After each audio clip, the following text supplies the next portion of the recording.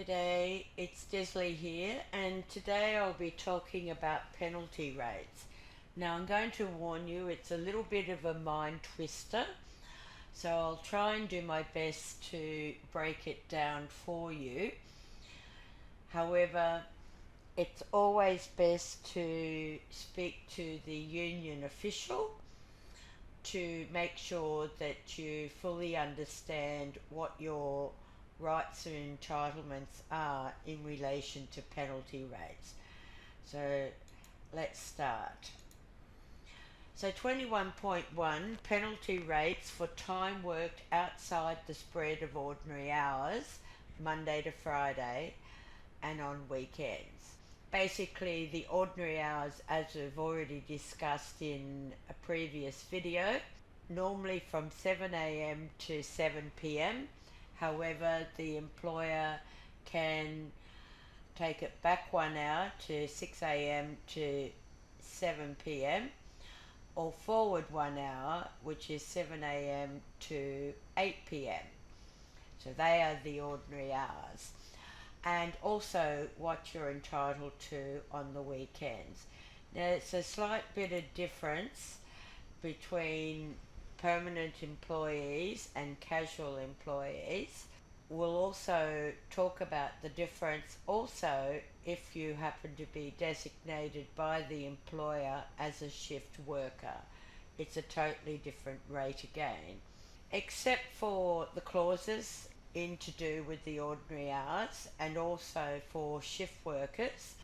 Employees are entitled to the following penalty rates for ordinary time worked. Now, as you can see on this diagram, they've got a few here. I'm not going to talk about the Monday to Friday rates per such, but I will talk about the Saturday and the Sunday rates. So Saturday rates apply from between midnight Friday and midnight Saturday. For full and part-time employees, it's 125%.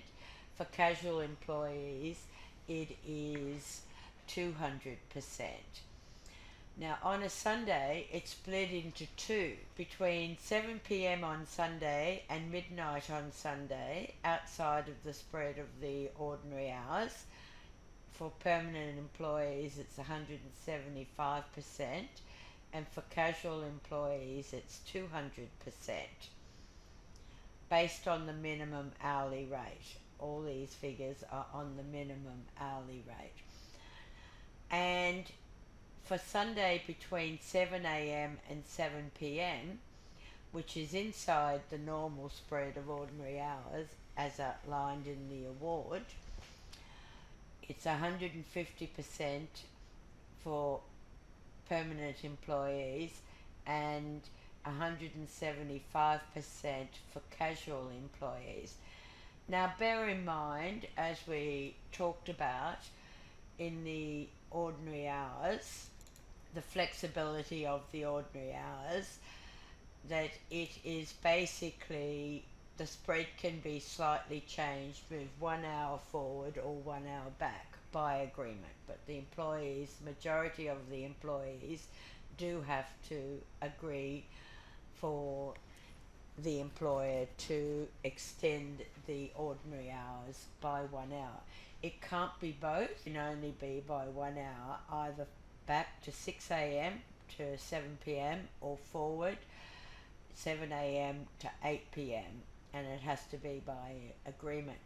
Now, the other thing to bear in mind is check your pay to make sure that if you happen to start at 5:45 a.m., you are receiving your penalty rate for at least the 15 minutes that you work if the spread of the ordinary hours has been pushed back by 1 hour to 6 a.m. So you need to get 15 minutes worth of penalty rates.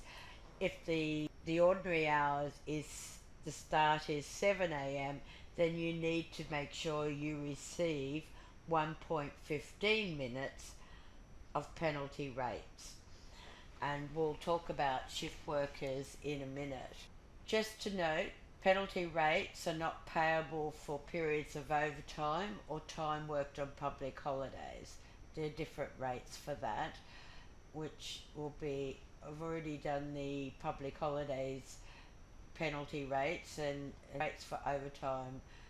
Check back to make sure that I've done that particular video.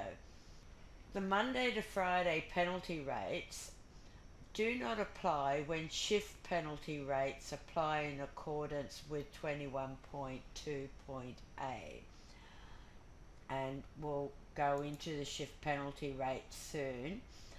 And the Saturday and Sunday penalty rates in clause 21.1a apply in substitution for and are not cumulative upon the afternoon and night shift penalty rates as set out in clause 21.2.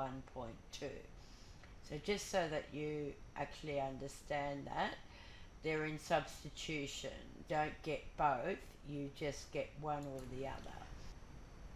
If you want to check it out the award for yourself, then this is the reference for the Call Centres Award 2020, and you can go through the section 21 at your leisure.